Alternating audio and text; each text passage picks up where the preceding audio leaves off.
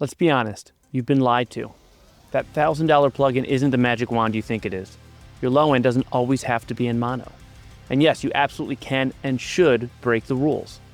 If you've ever felt stuck, chasing advice that just isn't working, this video is for you. We're about to blow up the biggest myths that are killing your creativity. For years, producers, newbies, and veterans alike have been clinging to a bunch of secrets that are really just outdated myths. We've all been there, right? Scrolling through forums, binge-watching tutorials, and just getting hammered with a tidal wave of conflicting advice that leaves you more confused than when you started. It's this frustrating cycle that makes you doubt your gear, your room, and even your own ears. But what if I told you that those so-called rules are just the very things holding your music back? What if the real key to unlocking your sound is to unlearn all that bad advice? Today, that's exactly what we're doing. We're going to tear down the most common, most damaging myths in music production and replace them with what actually works. So forget what you've been told, it's time to break free. Let's kick things off with the big one, the myth that's probably cost producers more money and self-doubt than any other. The idea that you need expensive, high-end vintage gear to make pro-sounding music. You've heard it a million times. You just can't get that professional sound with a Neumann mic. You need an analog console for real warmth. Stock plugins are for amateurs. You gotta drop thousands on third-party stuff. But as I promised at the start, I'm here to expose the lies holding your creativity hostage. And this is the biggest one. This is easily the most destructive myth in our industry. It puts up a huge paywall that just doesn't exist anymore and makes talented producers feel like they aren't legit unless they've taken out a second mortgage for a rack of vintage compressors. Here's the truth. The gear doesn't make the producer. Skill, creativity, and knowing the fundamentals. That's what separates the amateurs from the pros. The tools we have today are insanely powerful and more affordable than ever. The stock plugins that come with your DAW, whether it's Logic, Ableton, or Reaper, are more than capable of creating a hit record. There are countless Grammy-winning songs that are made on a laptop, in a bedroom, with little more than stock plugins and a basic interface. Think about it. The magic of those classic records wasn't just the gear. It was the insane talent of the artists and engineers working with limited tech. They had to be creative. They had to innovate. They didn't have 1,000 plugins. They had a few tools that they knew inside and out. That's the real secret. It's not about having every plugin under the sun. It's about mastering the tools you already have. Your DAW is a world-class studio in a box, so learn it. Master its EQ, its compressor, its reverb. Before you blow hundreds on a shiny new plugin, ask yourself, have I truly pushed my current tools to their absolute limit? Most of the time, the answer is no. So stop worrying about the gear you don't have and start mastering the skills you need. Never ever let the levels hit the red. This is a cardinal sin of digital audio, hammered into every beginner's head from day one. You see that red light flicker on your master fader and you panic, right? You've been taught that clipping is the ultimate sign of an amateur, a nasty digital distortion that will shred your mix. But remember what this video is about, breaking the so-called rules. The idea that all clipping is bad is another piece of advice that's actually holding you back. And while yes, unintentional, uncontrolled clipping sounds awful, the myth we need to bust is that all clipping is bad. The truth is, intentional clipping is one of the most powerful tools in modern music, especially in hip-hop, EDM, and metal. So what is it? Think of it less as a mistake and more as an aggressive form of saturation. When you intentionally drive a signal to the point of distortion, you're clipping off the very peaks of the waveform. This does a few amazing things. It adds harmonics, tames aggressive transients, and cranks up the perceived loudness without squashing your track's dynamics the way a limiter can. Ever wonder how producers get those drums that are so punchy they practically jump out of the speakers? A lot of the time, it's clipping. By shaving off the tips of the drum transients, the body of the sound feels louder and more aggressive without actually raising the peak level.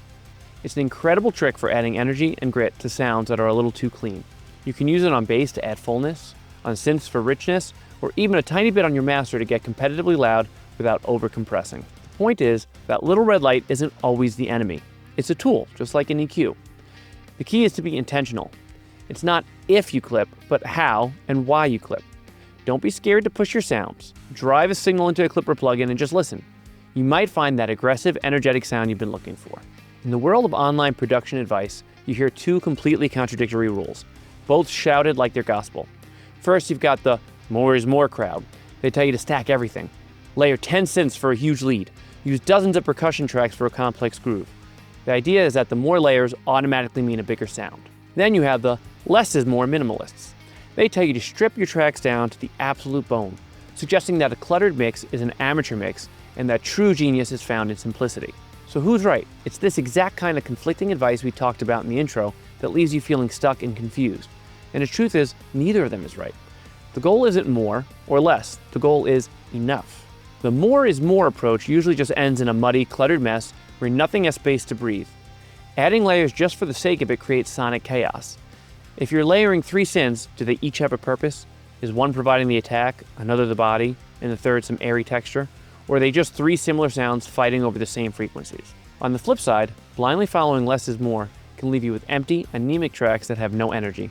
Minimalism is a powerful aesthetic for sure, but it's not a universal rule for good production. Sometimes a track needs that complexity. It needs those subtle background textures and that intricate groove to feel alive and complete. The real skill is being intentional with every single sound you add. Before you drag in a new element, ask yourself, what job is this doing? Is it supporting the melody, reinforcing the groove, adding a specific emotional texture? If you don't have a clear answer, you probably don't need it. A much better mantra is, do what's necessary and nothing more. Sometimes what's necessary is a single piano and a vocal. Other times it's a 100-track monster. Forget more or less and just focus on just right. By the way, if you're finding this useful and you're ready to stop letting these myths dictate your process, do me a quick favor and hit that subscribe button. I'm all about sharing advice that actually works, not just repeating the same old tired rules. This next myth is a perfect example of how unlearning bad advice is the key to unlocking your sound. I'm talking about the 4 words that'll make every mix engineer's soul die a little. We'll fix it in the master. This is a classic beginner mistake, born from a total misunderstanding of what mastering really is. The myth is that mastering is some magical fairy dust you sprinkle on at the end to fix a problematic mix. Vocals too quiet? Fix it in the master. Bass is muddy? The mastering engineer will handle it. This couldn't be more wrong. Believing mastering can fix a bad mix is like trying to put frosting on a burnt cake. Sure, you might cover up some of the black and charred bits, but at the end of the day, it's still going to taste like a burnt cake. Mastering is the final 10%. It's the last coat of polish. Its job is to take a great mix and make it cohesive, balanced, and ready for playback on everything from iPhone speakers to club systems. A mastering engineer is working with a single stereo file. They can't just turn up the vocal or re-EQ the snare. If they boost the vocal's frequencies, they're boosting everything else in that range. The synths, the guitars, everything. It's delicate sculpting, not open heart surgery. A good master starts with a good mix, period. If your track has deep-seated problems, a wimpy low end, a muddy mid-range, harsh highs, mastering will just put a giant spotlight on those flaws. The solution is simple. Own your mix. Get the balance right from the start. Carve out space for each instrument so they aren't wrestling for attention. Control your dynamics. Your goal should be to send the mastering engineer a file that already sounds incredible, a file you're proud of. A great mastering engineer can take that and elevate it, but they can't turn a bad mix into a good one. Stop using mastering as a crutch and see it for what it is, the beautiful frame you put around an already beautiful picture. The final myth is perhaps the most important one to unlearn, because it's the sneakiest of all and it disguises itself as a good thing.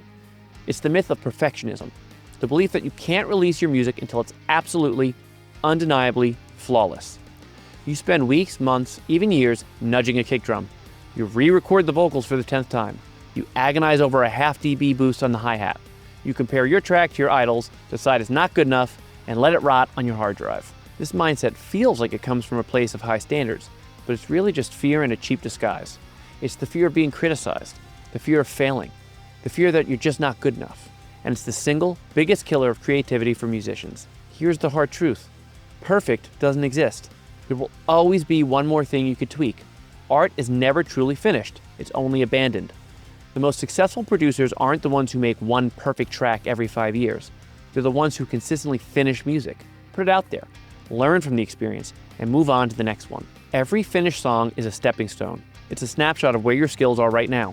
By actually finishing and releasing music, you build momentum, you refine your workflow, and most importantly, you learn.